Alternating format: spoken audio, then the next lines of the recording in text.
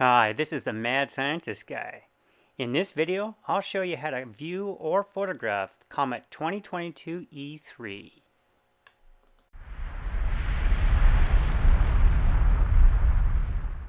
So you can learn more about this comet by heading over to NASA and taking a look. And basically this comet is going to be its brightest about right now. And I'm at January 31st, and I think they say tomorrow will be about the brightest day. So your best chance of viewing it is now.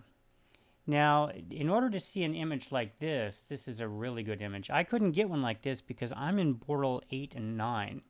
But if you have dark skies, then you might be able to see more of the tail than what I was able to see.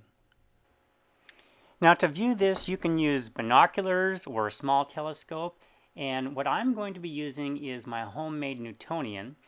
And this is a 900 millimeter focal length telescope, and so it's going to be fairly small field of view.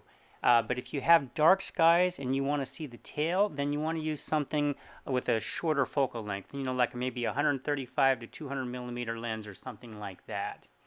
So, but anyway, this is what I have set up, and so I'll show you how I did it from here. Now, the comet is almost due north. It's slightly to the right, I believe. But the easiest way to do it is to use a computer-controlled guiding system. And so here I'm using ASI AIR. So you fire this up and go to tonight's best, and it'll be the first selection up at the top. And as you can see, we are at 7 hours, 30 minutes, and 17 seconds with a declination of about 76 degrees. So it's very north, and right now is just an ideal time to be able to catch it. So with my telescope at 900 millimeter focal length, I could view it for about 20 minutes before I had to change positions.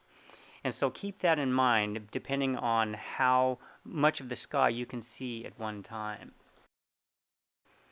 Okay, so here's my footage, and you can see I've speeded this up a little bit so that you can see it moving across the screen.